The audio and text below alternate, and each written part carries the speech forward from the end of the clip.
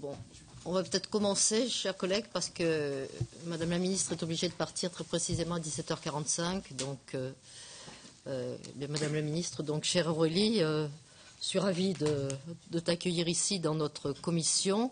C'est la première fois qu'au sein de la commission, nous recevons la ministre chargée des Affaires culturelles pour évoquer une actualité qui a une large dimension européenne, puisqu'il s'agit du secteur du livre et de l'audiovisuel et du cinéma. Nous connaissons l'engagement et l'implication dont vous faites preuve, Madame la Ministre, à titre personnel dans le secteur culturel, écrivaine au talent reconnu.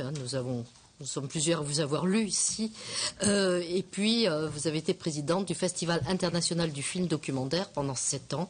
Donc, on voit bien que ces deux préoccupations sont au cœur de votre réflexion personnelle, si je puis dire, bien entendu.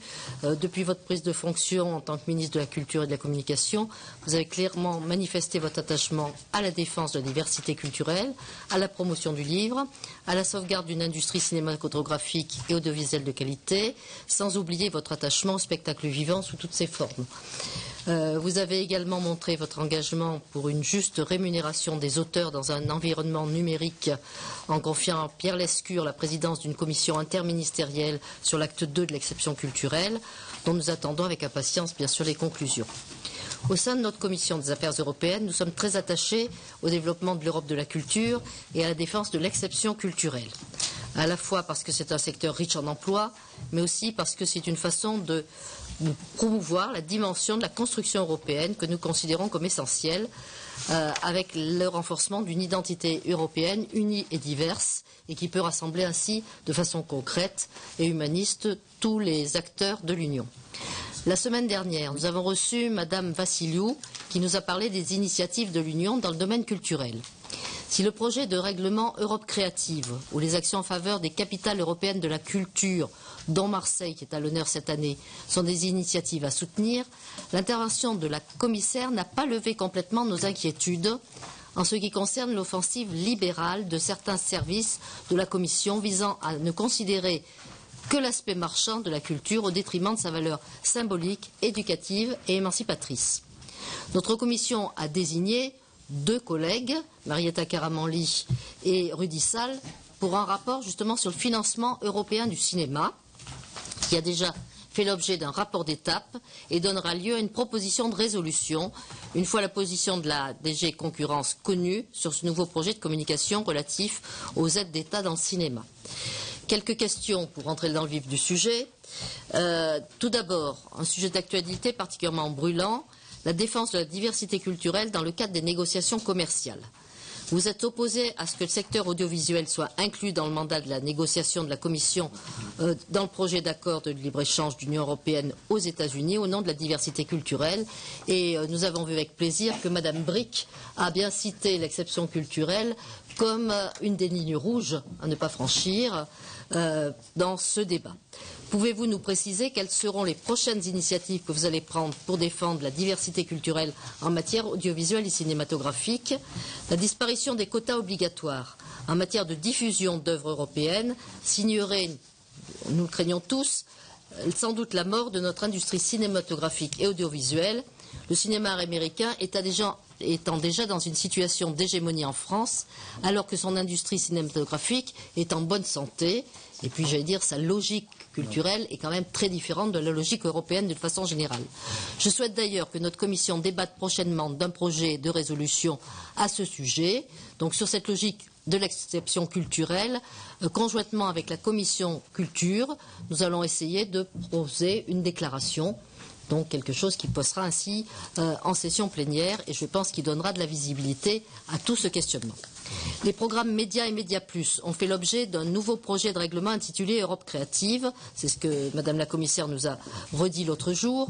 Outre une réduction des programmes dans le domaine du financement du cinéma européen, ce projet de règlement introduit une innovation qui aura notamment pour finalité de financer par le biais de prêts garantis par l'Union européenne les petites et moyennes entreprises dans le secteur de la création artistique. Ce qui nous paraissait plutôt positif, mais pouvez-vous nous dire quelle est la position de la France sur cette initiative? Et là encore, si le diable ne se cache pas dans le détail, comme on le dit souvent. En ce qui concerne la refonte de la directive sur les services médias et audiovisuels, Quels sont les enjeux pour notre pays et le calendrier des négociations prévisibles? La protection des droits d'auteur est également un sujet sensible et que vous connaissez bien. Que pensez-vous des initiatives européennes dans ce domaine, notamment en ce qui concerne le projet de directive sur la gestion collective des droits d'auteur? Là aussi, c'est un sujet dont nous pourrions nous emparer s'il paraît particulièrement sensible. Enfin, pour ne pas être plus longue, un certain nombre de contentieux opposent la France à la Commission sur les sujets culturels, notamment la TVA sur le livre numérique, la non-validation de la TSTD. Quelles seront, d'après vous, les issues de ces débats? Voilà, je vous remercie. Nous allons vous écouter avec attention. Et ensuite, mes collègues n'auront pas...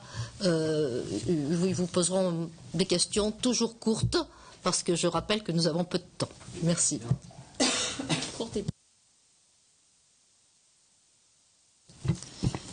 Madame la Présidente, chère Danielle Roy, et Mesdames et Messieurs les parlementaires, je vous remercie donc de m'avoir invité à cette audition devant la Commission des Affaires européennes et pour parler des sujets culturels en Europe.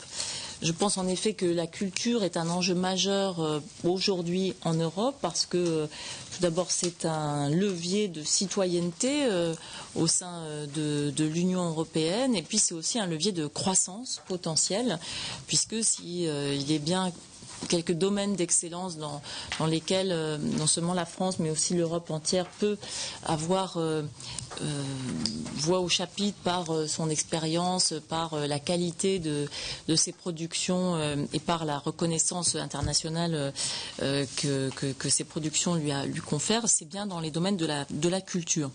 Donc je pense qu'il est absolument indispensable de continuer à préserver, à protéger, évidemment à adapter à l'ère du numérique nos modes de production et de diffusion de la culture. Évidemment, la diversité de l'offre culturelle est centrale et pour préserver la diversité de l'offre culturelle, eh bien, nous devons préserver les mécanismes de l'exception culturelle, qui n'est pas une exception culturelle française, je le rappelle, mais bien une exception pour continuer de produire des œuvres qui ne peuvent pas être considérées comme des marchandises comme des autres. J'avais mobilisé une bonne partie de mes collègues européens à l'automne dernier sur la nécessité de prendre mieux en compte les questions culturelles au sein des débats de l'Union européenne. Nous avions ainsi pu avoir une convergence de 13 ministres de la culture dans un courrier qui a été adressé aux commissaires européens et cette mobilisation doit continuer. Et moi, je continue à avoir une stratégie très active en direction de mes collègues ministres de la Culture européens pour essayer de forger des alliances et des groupes susceptibles de faire pression sur des orientations parfois trop libérales ou qui ne prennent pas en compte suffisamment les spécificités du secteur culturel de la part de la Commission européenne ou d'autres ministres, d'autres conseils d'ailleurs, puisque le Conseil de culture est parfois assez isolé sur certains sujets. Il faut évidemment qu'on continue à défendre la question du droit d'auteur. Ça, c'était aussi dans le courrier que nous avons adressé, le courrier des 13 ministres, qui mettait la question du droit d'auteur en avant. Et puis, la question de l'exception culturelle dans tous ces mécanismes qui permettent le financement de la création. Aujourd'hui, il y a une actualité brûlante, vous l'avez rappelé, Madame la Présidente, c'est la discussion dans le cadre du projet d'accord de libre-échange entre l'Union européenne et les États-Unis. Et c'est le mandat de négociation qui a été adopté par la Commission européenne qui nous pose beaucoup de soucis. C'est effectivement la première fois depuis 20 ans que la Commission européenne refuse le principe de l'exception culturelle. Il n'y avait pourtant aucune revendication avérée du côté américain. Il n'y a aucune nécessité politique économique et donc c'est une rupture qui est inquiétante et face à laquelle nous avons besoin d'une forte mobilisation. Le président de la République a immédiatement réagi en marquant son opposition absolue à ce que l'exception culturelle soit abandonnée ainsi dans le cadre du mandat de la Commission. L'exclusion complète des services audiovisuels du champ de la négociation est le seul axe possible de travail. C'est la seule manière aussi de garantir la diversité culturelle et la possibilité pour les industries audiovisuelles et cinématographiques européennes de continuer à pouvoir non seulement survivre, mais même à avoir un certain succès. Sinon, on serait évidemment écrasé par le rouleau compresseur de l'industrie audiovisuelle américaine, dont je rappelle qu'elle fait partie des secteurs qui sont les plus bénéfiques en termes de commerce extérieur pour les États-Unis. Et les États-Unis ont évidemment un intérêt extrêmement important à pouvoir ainsi exporter toujours plus leur création audiovisuelle. Et ce serait évidemment extrêmement dommageable pour la création et pour le soutien à la production cinématographique et audiovisuelle. Si l'exception culturelle était abandonnée, eh bien, il faudrait aussi abandonner le principe des quotas dans la diffusion des œuvres et là encore nous aurions bien sûr tout à y perdre, en sachant que les Américains amortissent évidemment le prix des créations et des œuvres qu'ils produisent sur leur marché national et le marché international en dehors de l'Europe, mais que évidemment nous en Europe nous ne pouvons pas amortir ces coûts sur des marchés nationaux qui sont beaucoup plus petits et beaucoup plus fragmentés. Donc nous avons besoin de ces mécanismes de protection qui permettent au secteur de la production cinématographique, au secteur de la production audiovisuelle, à tout le réseau ensuite de la diffusion, de s'épanouir et d'avoir des succès, puisque là encore le secteur n'est pas un secteur subventionné, ce n'est pas un secteur assisté, c'est un secteur qui est extrêmement rentable et qui s'auto-finance en quelque sorte, mais qui a besoin de mécanismes de protection, en tout cas de mécanismes qui échappent aux seules règles de la simple concurrence. L'enjeu, c'est donc un enjeu économique, un enjeu d'influence, c'est aussi un enjeu bien sûr culturel. La diversité culturelle, ça fait l'objet bien sûr de la Convention de l'UNESCO de 2005 et c'est donc un point important pour tous les États membres. Les aides et les régulations qui sont en vigueur dans nos différents États membres, d'ailleurs, ne permettent la promotion de la création et de la diversité culturelle. Alors, vous m'avez posé une question sur la refonte de la directive SMA, les services et médias audiovisuels. Cette directive permet justement l'organisation des quotas de diffusion et donc les enjeux en sont absolument essentiels. Les nouveaux services, ce qu'on appelle les nouveaux services, sont évidemment au cœur de la croissance américaine, avec les grandes entreprises comme Yahoo, Amazon, Google, Apple aussi pour une part, plus récemment des sites comme Netflix. Et donc les Américains pourraient tenter une percée, d'ailleurs sans doute ce qu'ils feraient, le cas échéant, sur le marché européen, en arguant que ces nouveaux services sont d'une nature différente que les services audiovisuels traditionnels. Et introduire une distinction de la sorte, ça serait évidemment remettre en cause tout l'équilibre actuel et ça irait entre autres à l'encontre du principe de neutralité technologique. Pourquoi ce principe de neutralité ? Parce que, eh bien, évidemment, la nature du support sur lequel est véhiculé un contenu ne change pas, selon nous, la nature même de ce contenu. Et c'est notre position, elle est constante, aussi bien sur la TVA, sur le livre numérique, j'en parlerai tout à l'heure, que donc sur les services audiovisuels. Donc, on ne peut pas justifier le fait que l'exception culturelle ne devrait bénéficier qu'aux seuls services traditionnels, audiovisuels traditionnels, et ne devrait pas s'appliquer aux nouveaux services du monde du numérique.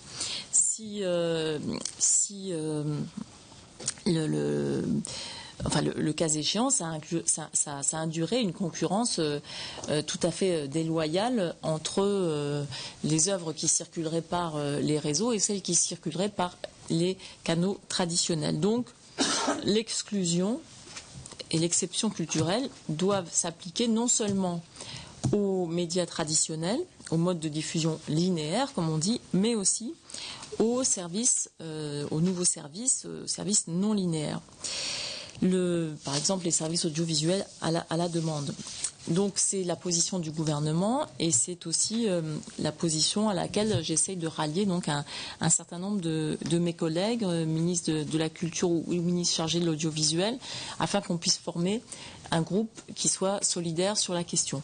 J'ai déjà eu l'accord, le soutien du ministre italien et du ministre espagnol, et le ministre allemand m'a fait part de sa position personnelle qui est conforme à la mienne et de son soutien, même si ce n'est pas, en tout cas pas encore, la position du gouvernement allemand. Donc il portera cette position dans ses discussions avec ses collègues du gouvernement allemand. Dans les autres sujets de préoccupation que nous avons, vous m'avez interrogé aussi sur la diversité culturelle, avec les risques que fait peser notamment la communication cinéma, qui avait été préparée par le commissaire Almunia et face à laquelle nous avions pu organiser une réponse avec plusieurs autres ministres, le ministre allemand, le ministre hongrois, le ministre italien, autrichien, bulgare. Tchèque et hongrois. Tchèque, non pas bulgare, tchèque, voilà. Et hongrois. Et notre opposition vive a permis qu'il y ait un report de ce texte et un réexamen de ce texte par les services de la Commission européenne. Vous le savez, ce texte, là aussi, fait peser un certain nombre de menaces sur le système de production en Europe, puisqu'en gros, on ne pourrait plus conditionner l'octroi d'aides en tout cas de subventions, à la territorialisation des dépenses ou d'une partie des dépenses engagées par les productions. Donc nous avons non seulement la question des subventions données par le CNC, donc au niveau national, mais aussi toutes nos régions qui participent au financement des films, qui sont extrêmement inquiètes face à ce projet.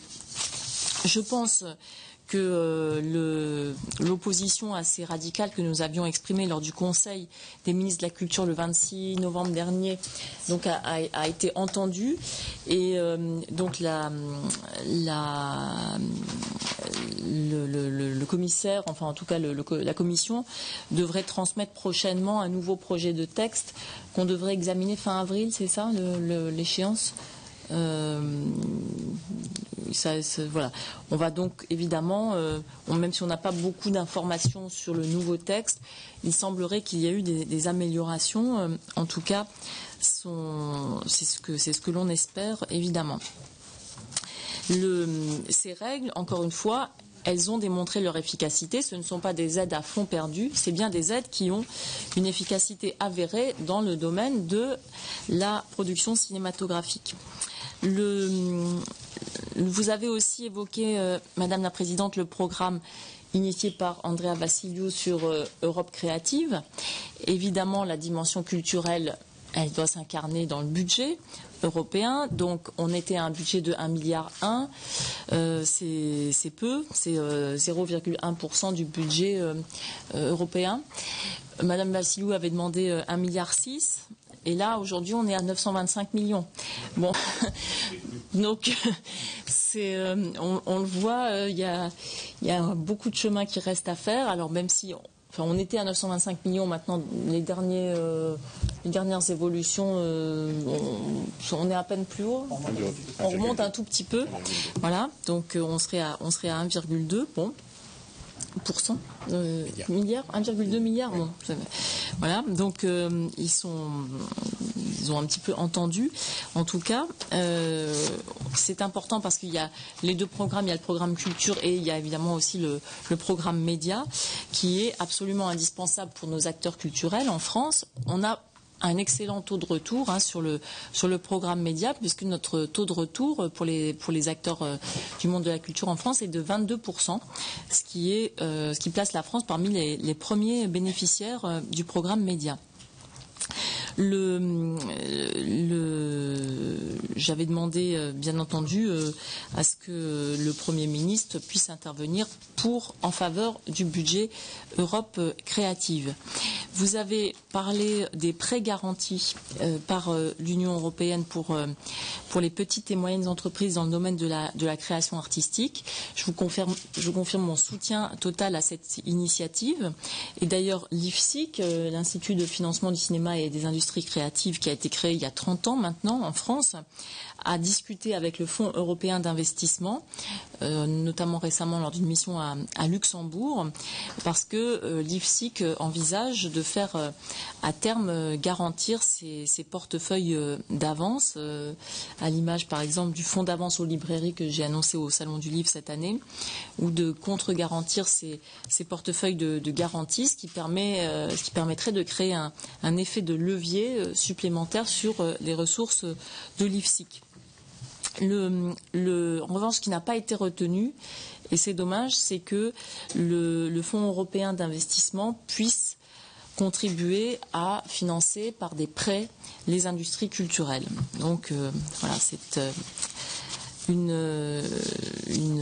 avancée que nous n'avons pas obtenue. Concernant la gestion collective et le droit d'auteur, la directive gestion collective, elle a un objectif que nous partageons tous, c'est la bonne gouvernance, la transparence des sociétés de gestion collective, faciliter l'octroi de licences multiterritoriales. Évidemment, ça c'est important pour l'utilisation des œuvres musicales en ligne, avec des normes européennes qui permettront donc un élargissement des catalogues d'offres légales. Donc la France est tout à fait favorable à cette proposition, partage ses objectifs, mais il y a quelques difficultés donc sur lesquelles nous travaillons, notamment en matière là aussi d'audiovisuel, et c'est spécifique à l'audiovisuel, puisque dans le domaine de l'audiovisuel, la directive prévoit qu'on n'ait pas un package global de droits qui soit octroyé d'une manière globale et générale, mais que ces droits soient fragmentés et que donc chaque type de droit fasse l'objet d'une précision en fonction du type de support, du type de pays, la catégorie d'œuvres et des États membres, bien sûr. Donc, en matière audiovisuelle, ça pose des problèmes puisque l'audiovisuel relève souvent de marchés nationaux qui sont liés à la langue du tournage, et les auteurs de l'audiovisuel ont besoin d'avoir un effet, là aussi, de masse, un effet de groupe pour mieux négocier face aux opérateurs extrêmement puissants, qui sont souvent des opérateurs intégrés comme les producteurs-diffuseurs. Donc pour nous, il est important que les sociétés de gestion collective puissent délivrer aux diffuseurs des exploitations des œuvres audiovisuelles sur l'ensemble des supports, notamment les services en ligne, vidéo à la demande, télévision de rattrapage, etc. Ça permet d'abaisser les coûts des droits, donc c'est favorable aux auteurs. Et ça répond aussi aux besoins des utilisateurs qui souhaitent avoir une offre accessible partout et donc des autorisations qui soient globales. Donc nous réfléchissons à des amendements pour éviter aussi de placer les sociétés de gestion collective dans une situation de concurrence qui leur serait défavorable par rapport à des organismes comme des agents de droit privé, des sociétés commerciales qui négocient des licences de droit. Et là aussi, je voudrais rappeler le rôle très important, le rôle social, le rôle culturel, le rôle dans la diversité culturelle aussi, puisqu'elles en financent aussi, que jouent ces sociétés de gestion de droit. Donc il faut d'un côté soutenir la directive dans ce qu'elle a de positif sur la transparence et sur la bonne gouvernance, mais en même temps faire attention, et donc c'est pour ça que nous proposerons certains amendements à quelques aspects très précis du texte. Concernant les droits d'auteur, plus généralement, bien sûr, vous savez que le droit d'auteur doit être adapté à l'ère du numérique. Nous avons donc il y a eu l'initiative que j'ai prise en novembre avec cette lettre des différents ministres de la culture. Nous devons être très vigilants vis-à-vis de certains opérateurs, des géants du monde numérique, de s'affranchir de toutes leurs obligations vis-à-vis de certains auteurs ou certains auteurs interprètes notamment. Et par exemple, je voudrais rappeler l'attachement de la France au mécanisme de la copie privée. La rémunération pour copie privée est un outil très important et très habile pour permettre aussi de à la fois compenser, bien entendu, des évolutions technologiques qui rendaient possible précisément les phénomènes de copie, pour financer aussi la diversité culturelle et des œuvres et des festivals et des artistes. Mais cette copie privée, évidemment, nous réfléchissons à une possible évolution, puisque aujourd'hui le mot copie en lui-même nécessiterait déjà une évolution, puisque aujourd'hui ce n'est plus le mécanisme de la copie qui est au cœur des usages, c'est plutôt l'accès à l'œuvre elle-même. Et donc, tout en étant très attachés à ce principe, nous devons en même temps déjà pouvoir anticiper sur ces adaptations. De la même manière, nous sommes favorables, la France défend l'extension, la prolongation de la durée des droits voisins en matière de musique de 50 à 70 ans. Et si vous le souhaitez, je pourrais revenir sur ce point. Concernant les contentieux en cours aujourd'hui ou les points de crispation avec la Commission européenne, on a évidemment la TVA à taux réduit sur le livre numérique, pour laquelle nous sommes dans une procédure d'infraction pour manquement. Ce n'est pas vraiment une surprise, on s'y attendait. Notre raisonnement, c'est toujours le même. Nous soutenons le principe de la neutralité fiscale. Le livre doit être considéré comme les produits culturels, comme des biens de première nécessité, donc bénéficier d'un taux de TVA réduit. Vous le savez, il passera à 5% au 1er janvier 2014.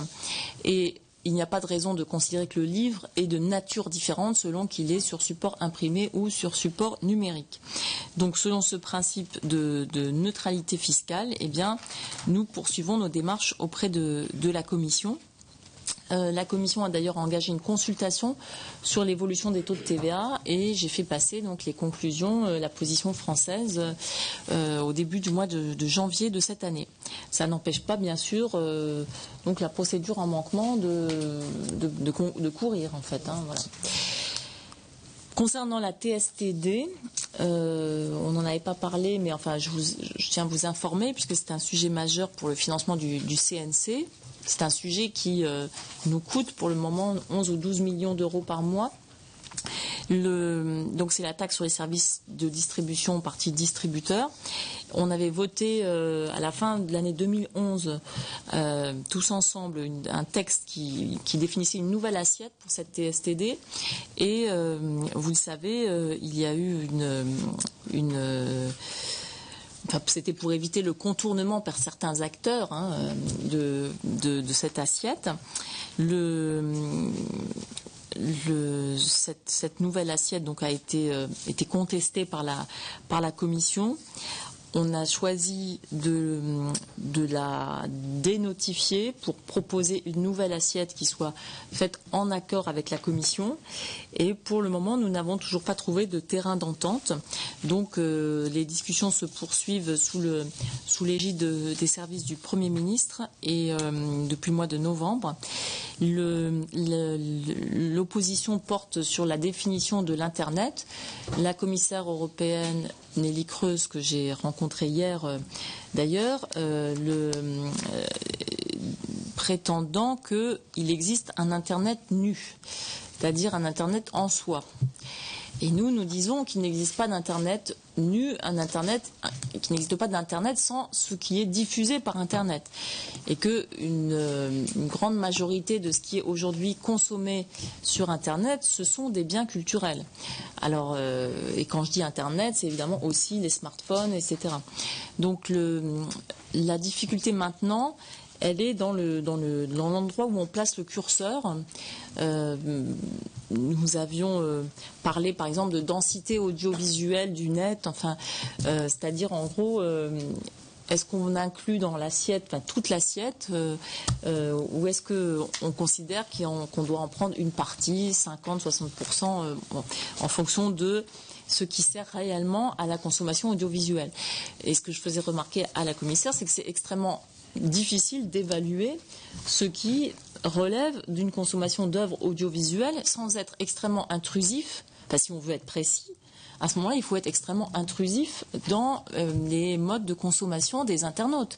Il faudrait quasiment savoir exactement ce qu'ils font quand ils sont connectés, ce qui me semble assez problématique. Bon, donc nous espérons bien sûr avoir une issue heureuse rapidement. On a fait des concessions, on est prêt à un certain nombre de concessions, notamment de dire que l'assiette peut être définie à titre transitoire jusqu'en 2017. On est prêt à dire que l'ARCEP devrait être consulté dans la définition de l'assiette. Bon, et encore une fois, je vous dis, j'en ai parlé hier avec Madame Creus, donc j'espère que cela pourra enfin déboucher. Écoutez, j'espère le plus vite possible. J'en ai parlé hier, voilà. Mais je ne peux pas dire. On attend depuis le mois de novembre, donc c'est très long. Voilà. Et concernant le rapport Lescure, juste pour vous dire que donc les conclusions seront rendues à la fin du mois d'avril et évidemment l'ensemble des mécanismes que nous avons évoqué sera traité dans ce rapport. Il y a aussi le rapport qui a été remis sur la fiscalité du numérique par les Collin et Collin en décembre dernier au ministère des Finances. Ce rapport fait actuellement l'objet de consultations, d'évaluations pour voir. Il avait défini quelques axes qui étaient intéressants. On avait parlé notamment de l'idée de valoriser le fait de rentrer des données sur les sites, puisque finalement, quand l'internaute entre des données, eh bien, il participe à la création de richesses pour les sites agrégateurs de contenu. Il y avait la question qui est réfléchie d'ailleurs dans le cadre de l'OCDE. Des établissements virtuels stables, voilà. Donc trouver une base fiscale stable pour des établissements qui, sinon, n'existent ou en tout cas font leur chiffre d'affaires de manière virtuelle. En tout cas, ce qui est sûr, c'est que nos entreprises sont soumises aujourd'hui à une concurrence qui, par certains côtés, est une concurrence déloyale de la part de certains grands acteurs du commerce dématérialisé et que cette concurrence, elle se fait bien sûr sur un dumping fiscal, elle se fait sur toutes sortes d'économies liées au fait qu'il n'y ait pas de présence physique sur un territoire ou des présences physiques extrêmement réduites ou avec des emplois de faible valeur ajoutée et que donc nous devons réagir et nous devons trouver les outils pour permettre de préserver la viabilité de nos entreprises qui, elles, produisent non seulement des contenus culturels, mais aussi des savoir-faire. Je pense bien sûr aux libraires et créent des emplois à plus forte valeur ajoutée dans le secteur culturel. Donc j'ai annoncé hier au Salon du Livre quelques mesures en faveur de la librairie et j'espère que nous pourrons notamment. Il y a un accord, un net aujourd'hui au sein de la filière du livre, de l'ensemble de la chaîne du livre, entre les éditeurs, les libraires, les diffuseurs, les auteurs. Enfin, il y a vraiment une solidarité de la chaîne du livre pour trouver un système de financement. Et donc, notamment, on continue à travailler sur l'idée d'un fonds consomptible qui permettrait, par exemple, d'aider à la promotion des sites de vente en ligne coopératifs, qui soient des sites faits par nos libraires indépendants, mais faits entre eux, et donc où en fait tout leur métier, tout leur savoir-faire pourrait s'exprimer. Qui aujourd'hui, il y en a quelques-uns qui commencent à exister, qui sont d'ailleurs très bien, mais qui évidemment n'ont pas les mêmes ressources en termes de marketing que certains autres gros acteurs. Donc j'espère qu'on pourra les aider à cela. Et puis par ailleurs, pour votre information, nous avons signé la semaine dernière, en tout cas au ministère de la Culture, a été signé la semaine dernière un accord important, historique, sur le contrat d'édition à l'ère du numérique, un accord entre les auteurs et les éditeurs qui, en fait, est une révision un petit peu des dispositifs législatifs de 57 qui régissaient le contrat d'édition et qui permet d'inclure aujourd'hui dans le paysage global le contrat d'édition numérique. Donc il y a des garanties qui sont accordées de part et d'autre, des garanties aux auteurs en termes de continuité de l'exploitation de leurs œuvres, notamment numériques, et de droits de sortie éventuels, le cas échéant, si les œuvres n'étaient pas exploitées. Et en contrepartie, les éditeurs bénéficient d'un contrat d'édition qui est sur forme papier et sur forme numérique, qui leur permet bien d'avoir une meilleure exposition des auteurs qu'ils ont pris le risque d'éditer. Donc cet accord devra être transposé et par une loi, par un texte législatif. Donc j'espère que nous aurons l'occasion d'en rediscuter prochainement. Voilà, je suis bien sûr ouverte à toutes vos questions. Merci beaucoup. Alors nous avons pour le moment 5 inscrits. On va rajouter donc. Ce que je vous propose, c'est d'essayer de vous limiter à 2 minutes. Je ne veux pas mettre la machine en marche, mais enfin, si nécessaire, je le ferai. Hein. On va commencer par Marietta Caramanli.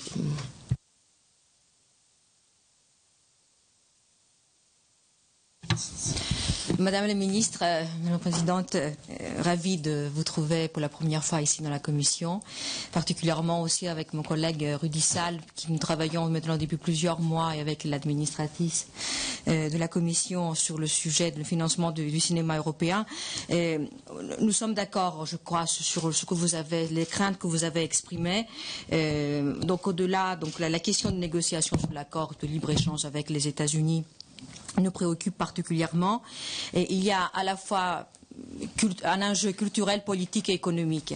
Et ce que je voulais un petit peu insister, c'est un petit peu cette vision qui prédomine aujourd'hui au niveau de la Commission, qui est celle à la fois de la référence aux seules économies d'échelle qui permet l'harmonisation des marchés nationaux dont l'Europe a hérité, et celle aussi de la concurrence, enfin d'une politique concurrence, vue comme l'absence d'aide des États à leurs œuvres et productions. Alors, ça donne un petit peu une vue minimaliste, je dirais, de la culture, qui est réduite à la question de la concurrence et qui nous pose vraiment problème. Et lors des déplacements que nous avons eus à la Commission européenne, et, à travers la rencontre avec le commissaire à la concurrence, nous laissé vraiment, on a été vraiment effarés. Et on peut le dire comme ça, de la vision que la Commission peut avoir de la culture, de l'identité européenne, de la culture européenne. Alors, vous l'avez dit, les États-Unis, c'est vrai qu'ils ont une industrie un petit peu de l'imaginaire du cinéma et de leur production. Et c'est le deuxième poste d'exportation. Donc s'il y a un enjeu, ils cherchent absolument à défendre et essaient même de rentabiliser en essayant de lui faire bénéficier des conditions auxquelles les œuvres françaises et européennes sont traitées et aidées. Et donc, la question qu'on veut poser, vous l'avez dit, vous avez choisi plutôt une démarche, une stratégie active. Quel mandat la France va-t-elle donner un petit peu à l'Europe pour défendre l'exception culturelle française et l'exception culturelle européenne, d'une certaine manière? Quelles autres initiatives vous comptez prendre? Sachez que d'ores et déjà, en vue du rapport de la Commission qui va apparaître plutôt début juin, sur le financement européen du cinéma. Nous comptons aussi avoir une stratégie offensive et nous avons prévu avec la Commission une table ronde avec d'autres parlements parce que les parlements peuvent aussi jouer un rôle aux côtés du gouvernement lorsque nous partageons la même vision. Merci Rudy Sall, qui est l'autre rapporteur. Oui, alors je serai bref parce que Marietta s'est exprimé en notre nom à tous les deux. Simplement, lorsqu'on est allé à Bruxelles, effectivement, on se rend compte que l'exception culturelle est très très loin des préoccupations de la DG Concurrence. Et on a été reçu à la limite de la correction, je dirais même. C'était vraiment très intéressant de voir à quel point tout ça dépassait complètement les préoccupations de nos interlocuteurs. Vous avez évoqué le problème de la TSTD, dont je n'y reviendrai pas. On est dans l'attente, évidemment, d'une réponse à ce niveau-là. En revanche, il y a un sujet qui nous inquiète aussi, c'est le problème de la chronologie des médias, puisque la diffusion des films doit attendre avant d'être sur les supports Internet et autres un certain délai.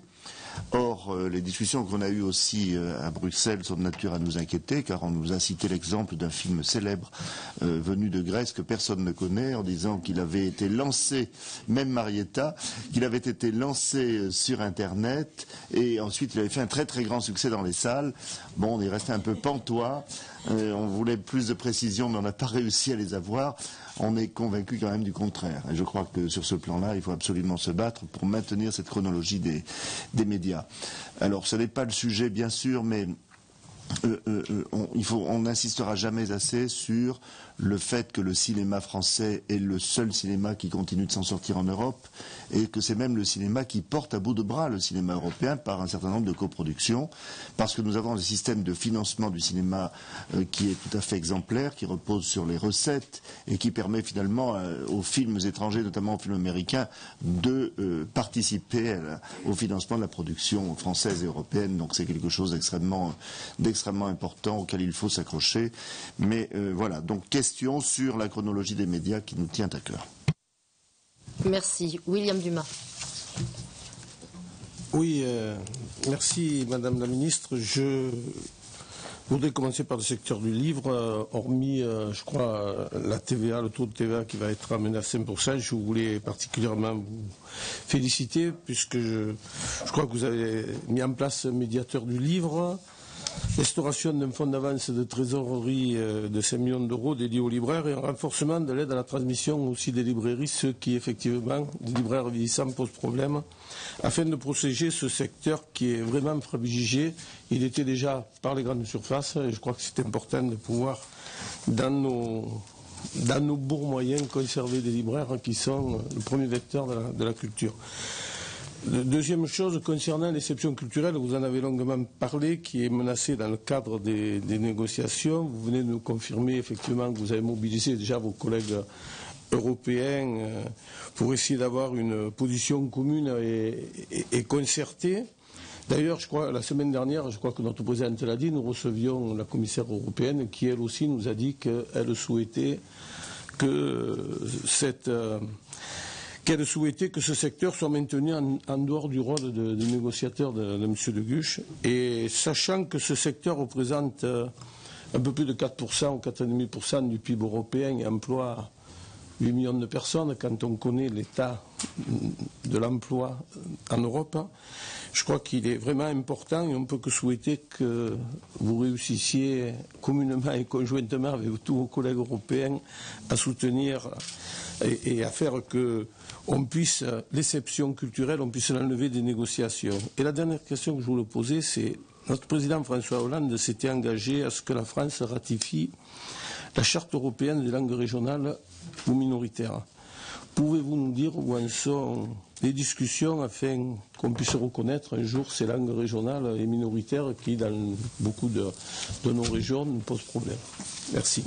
Merci, sachant d'ailleurs que la commissaire là-dessus a été très claire, elle soutient tout à fait cela, hein. Ça me permet de le rajouter. Alors Michel Herbillon. Merci Madame la Présidente. Madame la Ministre, deux questions de nature très différente.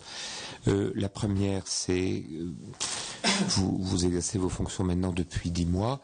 Vous avez rencontré un certain nombre de vos homologues au niveau européen, les commissaires à Bruxelles, vous le rappeliez. En fait, au-delà des aspects techniques que vous avez décrits sur un certain nombre de sujets qui sont tout à fait essentiels, j'aimerais que vous me disiez comment, à vos yeux, en fonction de l'expérience qui est la vôtre maintenant, comment s'incarne à vos yeux l'Europe au niveau culturel? Est-ce qu'il y a une incarnation? Si oui, laquelle? Et est-ce que vous ne pensez pas que la France, et donc vous-même, vous pourriez prendre des initiatives dans ce domaine, parce que je partage votre point de vue quand vous dites que la culture est aussi un levier de citoyenneté, un levier de croissance, un enjeu important pour l'Europe, mais l'Europe, notamment sur le plan culturel, ne peut pas s'incarner uniquement dans une bureaucratie bruxelloise et dans des discussions sempiternelles sur les taux de TVA et les différents sujets techniques. Donc ça m'intéresserait de vous donner comme ça, enfin, notre rencontre, notre discussion de la Commission permet ce genre de dialogue et je serais intéressé à vous entendre sur ce sujet. La deuxième question, elle est relative au cinéma. Et moi, je veux à mon tour aussi souligner le fait que par le système extrêmement intelligent et sophistiqué qui a fait ses preuves du système de financement du cinéma, le cinéma français, est un de ceux qui comptent dans le monde et donc est à l'évidence un des premiers cinémas européens. Les exemples sont innombrables pour attester cette excellence. D'abord l'ancienneté du dispositif, le fait que le plus grand festival du cinéma au monde se trouve à Cannes, donc en France. Le fait aussi, par exemple, que nous sommes les premiers à avoir numérisé la quasi-totalité de nos salles de cinéma et nous sommes les troisièmes en Europe, dans le monde, après la Chine et les États-Unis. Et c'est vrai, vous avez eu raison de le souligner, nous sommes dans l'attente de la décision qui est très importante pour le CNC du TSTD et vous nous aurez, je dis ça en m'exprimant en tant que député de l'opposition, mais vous nous aurez à vos côtés pour défendre ce sujet. Il y a une inquiétude, vous le savez, elle n'est pas simplement franco-française, c'est la question du taux de TVA sur le billet d'entrée du cinéma. Et vous savez à quel point il y a une préoccupation du milieu du cinéma sur cette question, surtout à un moment où les entrées, depuis déjà plusieurs mois, ont tendance à diminuer assez fortement en 2012 par rapport à 2011 et le début de l'année 2013 par rapport à ce qu'on a connu en 2012. Sur ce point-là, alors qu'il est prévu normalement, vous le savez Madame la Ministre, de passer le taux de TVA à 10% sur le billet d'entrée en janvier, il y a une grande préoccupation parce que pour nos compatriotes, y compris, j'allais dire, surtout en temps de crise, c'est souvent la seule distraction, c'est le seul élément d'accès immédiat à la culture et à la création. Et donc je voulais vous faire part de la préoccupation qui est la nôtre. Alors que même que le taux de TVA sur le billet d'entrée est passé de 5 à 7 et devrait passer de 7 à 10, de vous dire que ceci me paraît extrêmement préoccupant et que je souhaiterais avoir votre point de vue sur ce sujet pour qu'une décision plus raisonnable soit prise en ce qui concerne le taux de TVA sur le billet d'entrée du cinéma. Merci. Françoise Castex. Oui, merci. Je voudrais m'exprimer sur deux sujets. D'abord sur la société de gestion collective. Je suis donc contre-rapporteur de ce projet de directive. On n'a pas encore les amendements, les propositions de la rapporteure, qui est Marielle Gallo, mais il semble que l'on va pouvoir avancer de manière assez positive, en tout cas entre elle et moi, mais après il faudra voir avec la Commission européenne, d'une part pour distinguer l'audiovisuel, les sociétés de gestion collective audiovisuelle de la musique, d'autre part pour identifier un statut particulier des sociétés de gestion collective de type coopératif, d'autre part pour enlever la référence à la directive service comme base légale. Le problème va rester de savoir comment on traite les opérateurs commerciaux qui interagissent avec les sociétés de gestion collective. Est-ce qu'on les exclut de la directive ou est-ce qu'on leur fait un statut particulier? Je pense que là-dessus, moi j'aimerais savoir quelle est votre position pour qu'on puisse se coordonner.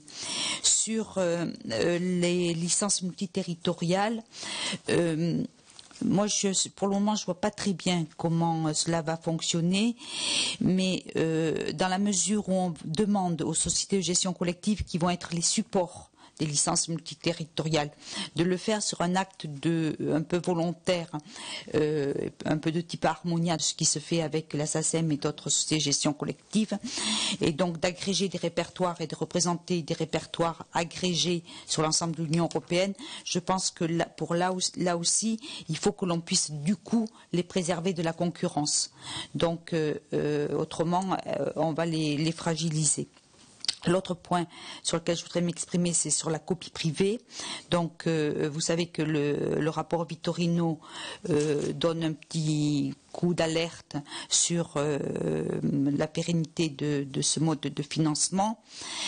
Je crois que le sujet sera évoqué au Conseil au mois de mai et j'ai demandé à ce que le Parlement se prononce aussi sur cette question-là et je devrais en être le rapporteur, ce qui est un cadeau empoisonné évidemment que l'on me fait. Donc je suis courageuse mais pas kamikaze et donc on va être, parce que c'est je crois la position de la France que je vais porter, pris entre toute l'industrie du numérique, du matériel, l'industrie matérielle, et ce qui est le plus embêtant, les consommateurs. Donc moi je suis tout à fait demandeur. Moi je suis d'accord avec ce que tu as dit. Il ne faut pas se fixer, s'arc-bouter sur le terme de copie privée, mais élargir la problématique avec des nouveaux modes d'utilisation de l'œuvre copier ou virtuel ou copier virtuellement. Enfin, je ne sais pas comment faire, mais quel est le calendrier pour ça? Alors, pour le moment, la date du rapport que l'on me donnerait n'est pas encore fixée, mais dans la mesure où le rapport Vitorino devrait être examiné au Conseil en mai, je crains que le rapport soit que le délai soit très court, alors que j'aurais aimé avoir du temps pour pouvoir vraiment poser le débat et faire débattre le Parlement européen sur cette question et pas le faire sur des a priori, parce que pour le moment, mes collègues réfléchissent beaucoup sur des a priori. Voilà, donc je suis moi bien sûr demandeur avec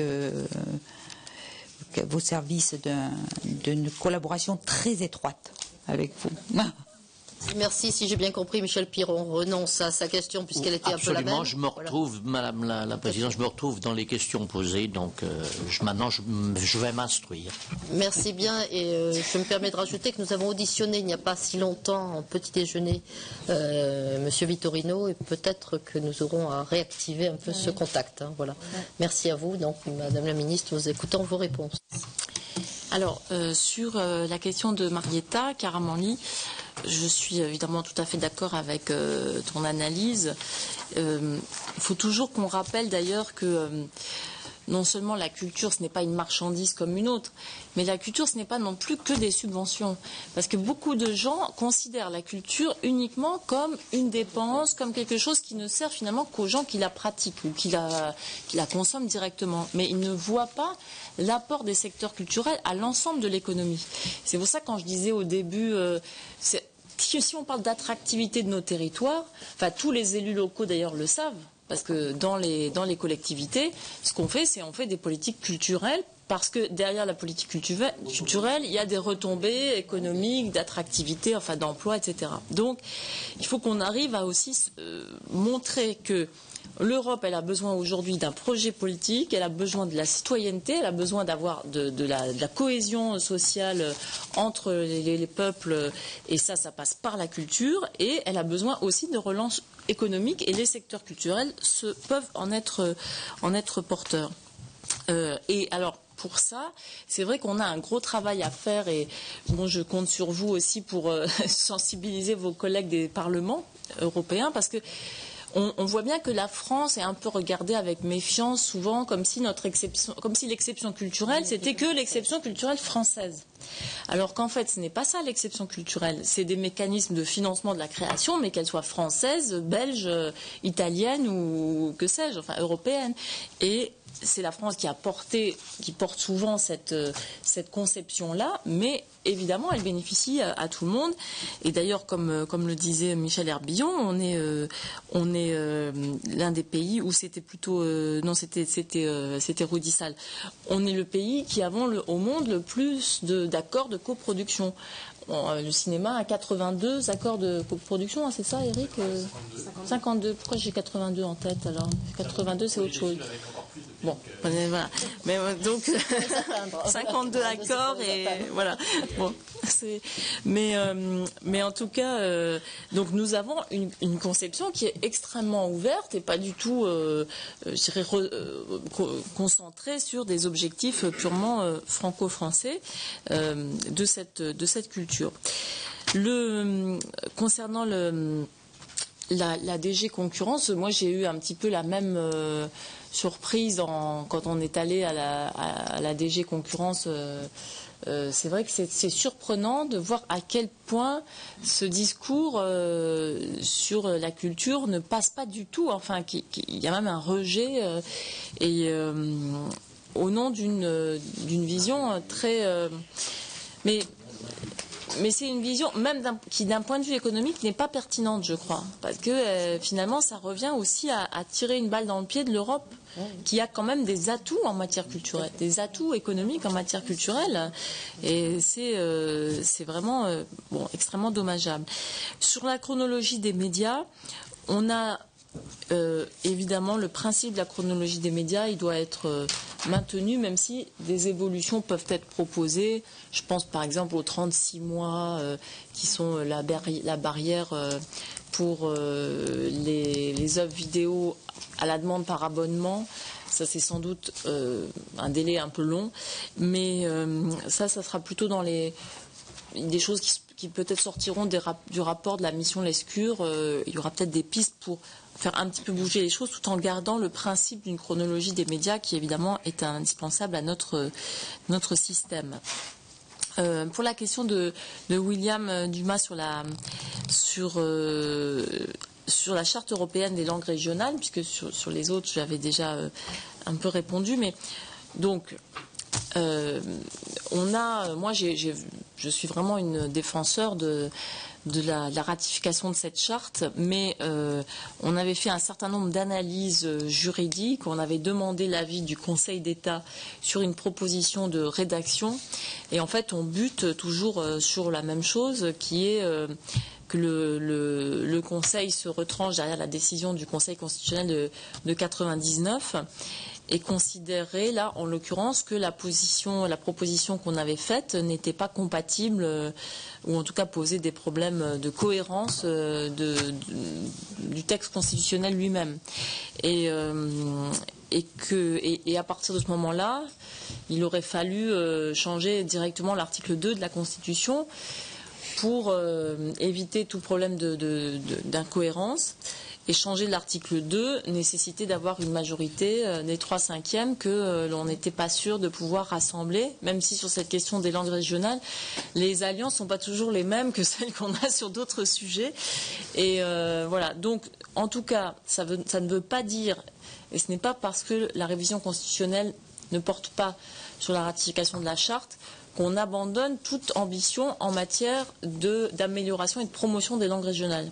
Et c'est pourquoi j'ai installé le 6 mars dernier un comité consultatif pour la promotion des langues régionales, dans lequel il y a des spécialistes, des linguistes, des juristes, des élus aussi locaux et nationaux, et qui va être chargé de me faire des propositions pour appliquer d'ores et déjà, sans avoir besoin d'attendre une révision constitutionnelle, mais pour appliquer les 39 engagements qui avaient été signés par le gouvernement de Lionel Jospin et qui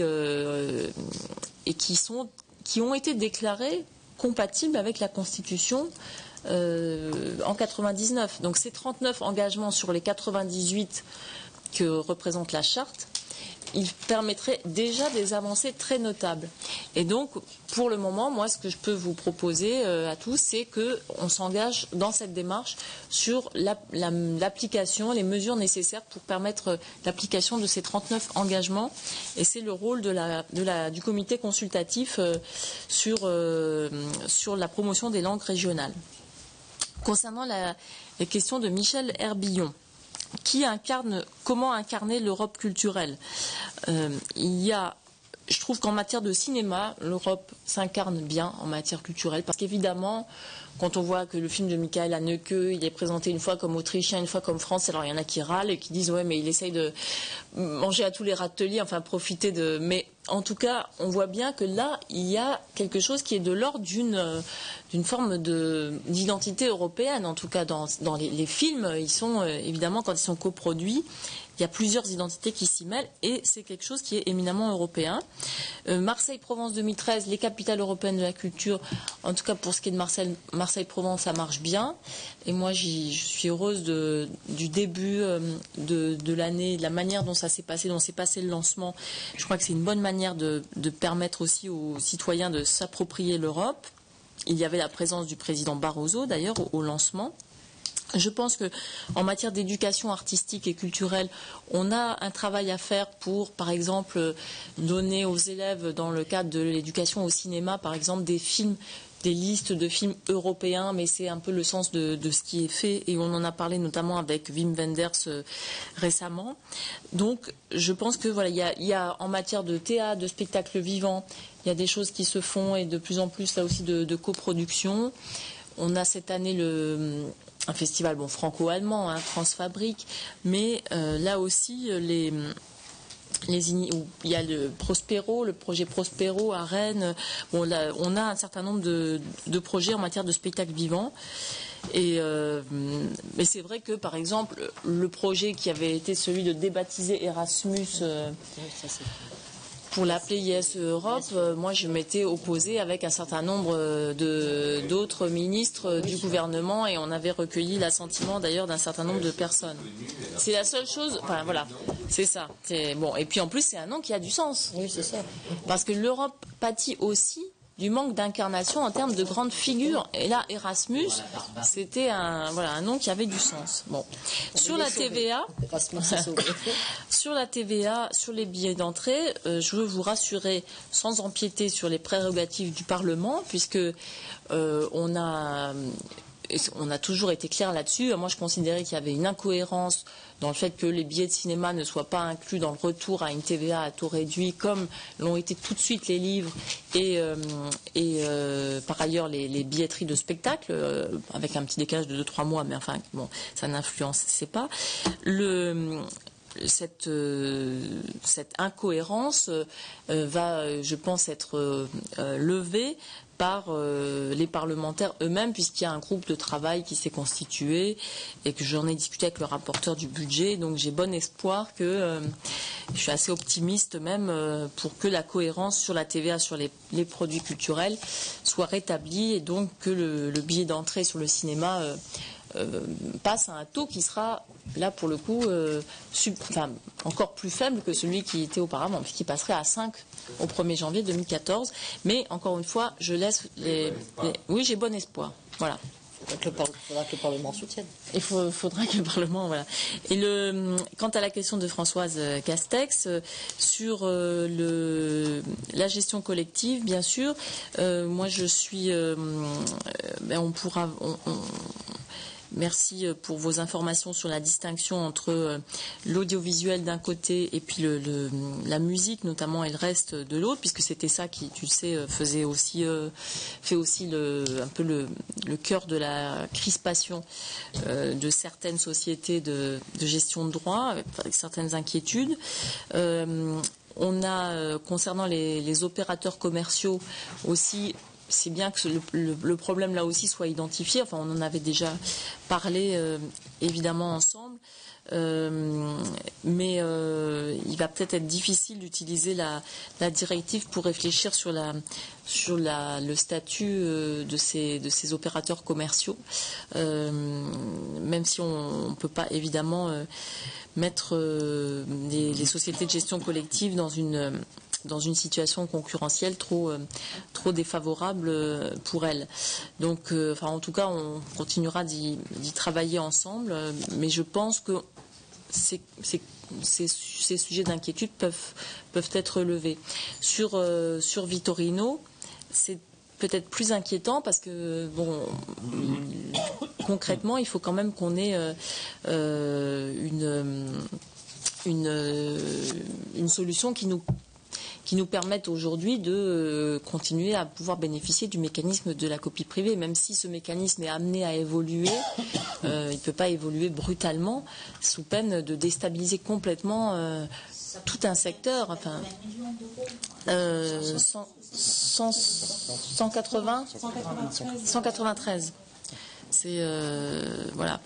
Donc on va travailler sur la question des préjudices, puisque c'était la question qui avait été pointée par le rapport, et puis les mécanismes de contractualisation aussi qui, en fait, en Autriche, pour ce qui est de l'Autriche, sont fixés par la loi, c'est ça, alors qu'en France ce n'est pas le cas. Enfin, il y avait une question comme ça de très juridique. Enfin bon, mais en tout cas on travaille, et dans le rapport Lescure, là aussi, je pense qu'il y aura des pistes d'évolution sur la copie privée. Voilà.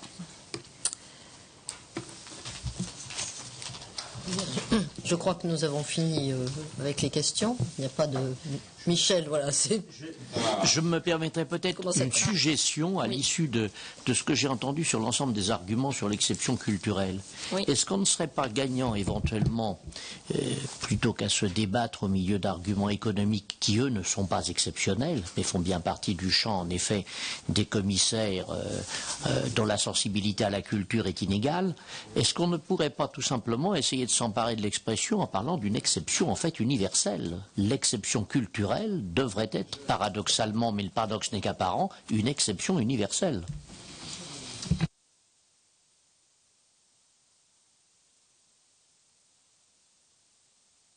Je crois que c'est pratiquement une phrase de conclusion, Michel, que tu viens de nous faire. Voilà. Très bien. Écoutez, merci, voilà. Merci beaucoup. Nous sommes parfaitement dans les temps. Merci à vous. Merci. Et puis, au fur et à mesure qu'on va travailler justement...